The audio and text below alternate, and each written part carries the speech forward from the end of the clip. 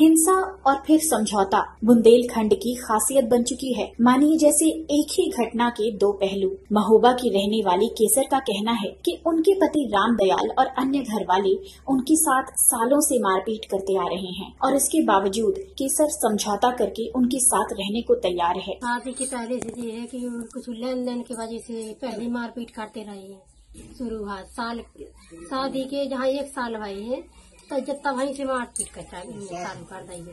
कभी सास मारती रही, कभी देवर मारते रहे, कभी ससुर भी गरिया गाली गुलेज करते रहे हैं, कभी फिर देवर मारते रहे हैं। लेन देन की वजह से कितने तो हमारे महताई बाप रहे हैं गरीब, बेनी पैसा के यहाँ का 50,000 रुपया लिया, तुम्हारा कौन जंजीर कहिए सोने की दे दो, कहूँ इतना दहेज कम है दे दो। शादी 1992 में हुई थी और 1995 में प्रधान ने इनका समझौता भी करवाया, पर मामला थाने तक तभी पहुंचा जब पानी सर से ऊपर जाने ही वाला था। केसर ने एक दिन घर पर कुल्हाड़ी देखी और घर के बाहर गड्ढा खुदा हुआ देखा। तब भाई को फोन लगाकर केसर वहां से भाग गई।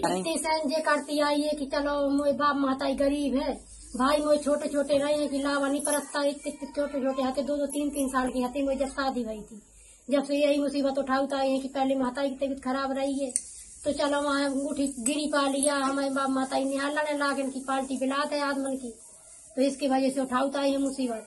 अब कैसे मुसीबत नहीं उठाई होता तब सबसे समझौता करोगे कि चलो कैसे निपट जाए बात, फिर भी नहीं जी मार रहे या को की। और जब बिल्कुल इनने गड्ढा खोद रही, कुल्हाड़ी भी टेके रख लाई काटे के लाने, तब वहाँ से फोन लगा हुए, तब सब जने के बीच में पंचायत द्वारा आदमी भाई मोए भाई बाप सब जने समझौता के सोच में लुवा ले आए और फिर भी कहा कि तो ले गई, मैं कुछ वहाँ से लेके भी नहीं आई। इन्हें मोए 2-3 डंडा मारे, फिर भी मैंने कहा कि तेने मोए मार दो तो मार दो और लेकर लुवाई चल हमें बीच में छाड़ के ना जा। फिर इन्हें महताई में बचाने लगे, फिर महताई का मारो है तो फिर वहाँ हम बैठ के रोज लगे हैं, वहाँ से रोज लगे हैं तो फिर वहाँ से रोज फिर वैसी दुकानें रखी हैं, उनने 100 नंबर डाल कर 100 नंबर फोन लगा दो तो पुलिस आ गई वहीं, फिर वहीं से हमें कोतवाली ले आई है।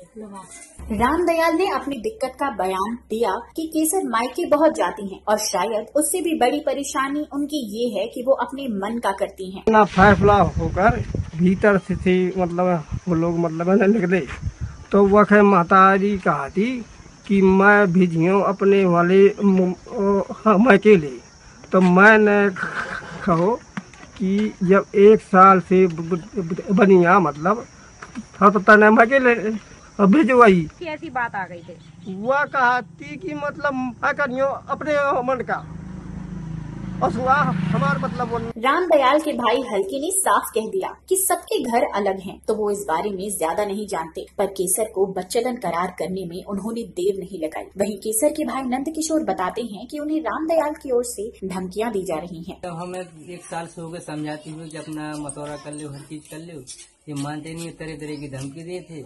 10 लोगों से भी कहा, वो नहीं मान रहे हैं। और महोबा समझौता में भी केंद्र में बहु है, इनका राजीनामा मारपीट की, इसके बाद है तो हमें भी धमकी देते हैं, तो मैं देख लेंगे, ये करेंगे वो करेंगे, चारों कनी से धमकियां देते, हमें अकेले सहन करते हम चले आए। ऐसे हमारे कभी 2 महीने ससुराल में रही तो 4 भर मायके में ऐसे चलते आए, कहाता है शरीर की वजह से 2 बच्ची हो गई है, अब बिटियां हो गई, अब लड़का ने आ तो अब फिर अब आप पति मारन लगो।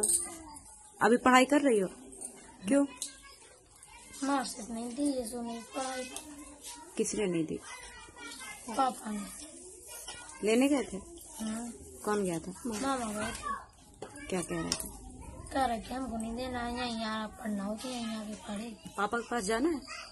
मारते हैं। क्यों? क्यों मारते हैं? क्या कहते हैं? अपना दिन वाले लेते रहते हैं, हम खरीदे ऐसा कर लो वैसा कर लो। कौन कौन मारता है? चाचा मारता है, चाची मारती है। और गाड़ी करा से हार मारा गाँव में जाने ला कुछ नहीं करते हैं, बस जाते हैं। तो जेठानी के घर रोटी बन गई तो खा लाई, देवरानी के घर बन गई तो खा लाई, और बस मुठन में तादो बिछाली खटोली के पड़ रहे बस। भले ही थाने तक बात पहुंच गई हो, हिंसा से शुरू हुई कहानी समझौते पर आकर रुकती है। ये एक प्रथा सी बन गई है। केसर आर्थिक समस्याओं से जूझती हुई अब भी इसी समझौते के इंतजार में है। 1 साल से हो गई है, कभी मजबूरी लगती है कभी नहीं लगती है, इधर उधर भटकते रहते हैं। जितनी भाई है गरीब है खबा पे पा रहे हैं कि अगर फैसला हो जाए तो अच्छी बात है, लेकिन आदमी तो फैसला मानता है, लेकिन उनके भाई खिलाफ भाई नहीं उनके फैसला मान लिया देता। नहीं तो हम तो फैसला चाहते हैं कि फैसला हो जाए। आप क्यों फैसला करना चाहती हैं?